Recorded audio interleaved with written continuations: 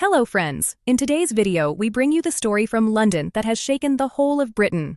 The Unite the Kingdom March, led by Tommy Robinson, better known as Stephen Yaxley Lennon, has become the biggest headline of the day. The moment people hear Tommy Robinson's name, they think of hatred, Islamophobia, and old conflicts. He has called on his supporters to come out on the streets of London and turn this rally into the biggest demonstration of the far right in recent years. Friends, this is no small event. Reliable outlets like The Guardian and LBC are reporting that this could be the largest far-right protest in decades.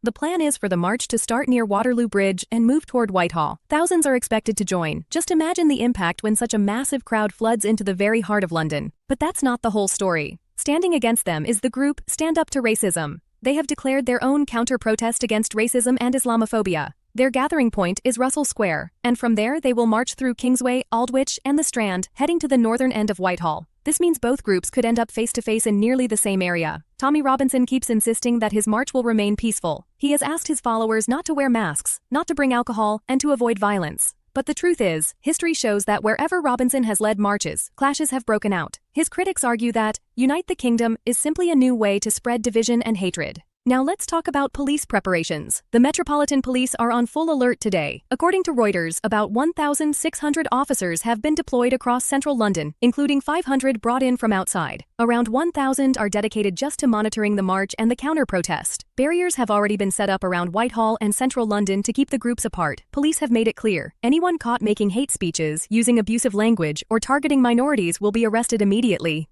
From early morning, tension has been hanging in the air. Many shopkeepers have decided to keep their businesses shut. Transport routes are disrupted. Traffic jams are building up, and people are avoiding central areas. The Guardian writes that many families have cancelled their outings with children. Residents fear the situation could spiral out of control at any moment. LBC reports that small groups have already clashed, though no major violence has been reported yet. This march reflects the deep divisions within British society. On one side are Robinson and his supporters, claiming that immigration and minorities are threatening the country's identity. On the other are those standing against racism and Islamophobia. That's why this march isn't just about one rally. It symbolizes the direction Britain's future may take. For the police, the challenge is to keep the peace.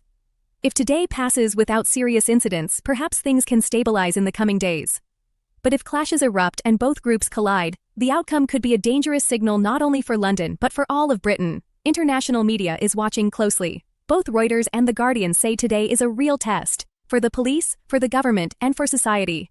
Even if the march stays peaceful, it will still prove how much influence the far right has gained. And if violence breaks out, the world's headlines will be filled with stories of Britain entering a new crisis. Friends, ground updates are coming in continuously. Security has already been tightened around Waterloo Bridge. Russell Square is heavily policed. Kingsway and Aldwych have barricades set up in multiple spots. Transport for London has issued advisories urging people to avoid central areas, as public transport is being disrupted by the large crowds. Today will be a heavy day not just for protesters, but for residents, shopkeepers, and ordinary people too. Many say they will stay indoors to avoid getting caught up in trouble. The Muslim community is especially worried, since history shows that such rallies often include anti-Islam chants and provocative acts. Police have met with community leaders and assured them of protection. Friends, the situation has now become so tense that you can feel the unease in London's atmosphere.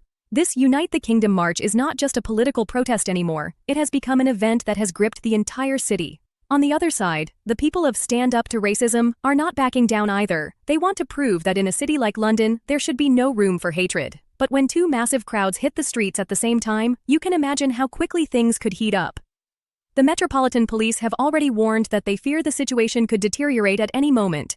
That is why more than 1,600 officers have been deployed, including many brought in from other cities. Mounted units, dog squads, and special rapid response teams are also on standby. Barriers have been set up across key routes to prevent the two sides from facing each other directly. CCTV cameras are being monitored live, and officers in command centers are receiving constant updates. Right now, Whitehall, Waterloo Bridge, Aldwych, Russell Square, and Kingsway are the main hotspots. In these areas, not only are the police present, but ambulance services and emergency staff are also stationed, ready to act immediately in case of any incident. The most important factor is the communities themselves. For the Muslim community, Asian communities, and everyone living or working in these areas, today is a critical day. To be very clear, the safest choice is to avoid central London. Both the police and local organizations are advising that anyone without urgent business should stay home, and if you must go out, use alternative routes. Always check Transport for London's website or app, as several bus routes and tube stations may be closed temporarily. Transport disruptions have already begun. Many shopkeepers have pulled down their shutters and business owners have closed their stores. People are rushing home. Schools and universities have also sent out alert messages, warning students to avoid central London. On social media, the atmosphere is equally heated. Both Unite the Kingdom and Stand Up to Racism hashtags are trending. People are live streaming events, which is further fueling the crowds.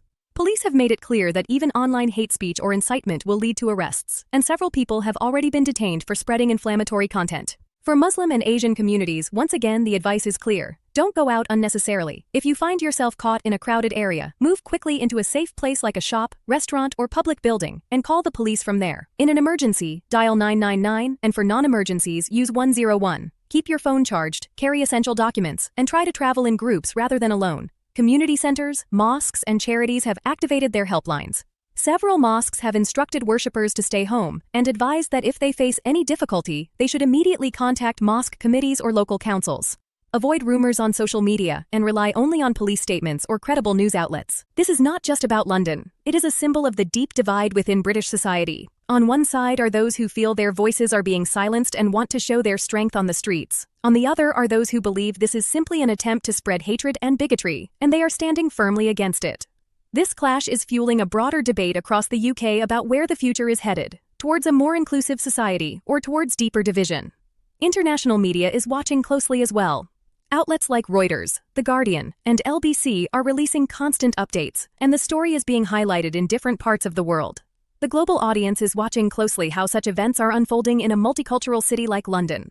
Friends, today is a serious test. A test not just for the police, but for communities too. A test of patience, courage, and wisdom. If things spiral out of control, the first victims will be ordinary people simply going about their daily lives. That is why today's most important message is this. Prioritize your own safety and that of your families above all else. Stay away from crowds, avoid unnecessary travel, and keep yourself updated at all times. Friends, after listening to today's full report, you can imagine how serious the situation in London really is. This is not just a march or a counter-protest, but a major test for the entire society of the country. Right now, the tension is so high that thousands of police officers have been deployed. Large parts of central London have been sealed off, and even transport routes are being affected. Shopkeepers have already pulled down their shutters, businesses are shutting down, and people are glued to social media updates to stay aware of the situation in real time. Now, the most important point is that our communities, especially Muslim and Asian families, must remain cautious. Friends, you all need to understand that being in crowds or taking part in such demonstrations is not safe in any way. The police have already issued alerts advising people to stay away from these areas as much as possible. At this moment, it is our responsibility to prioritize the safety of our families, children, and elders, and to protect ourselves from any kind of clash. Media coverage and international reactions also make it clear that the eyes of the world are on London right now.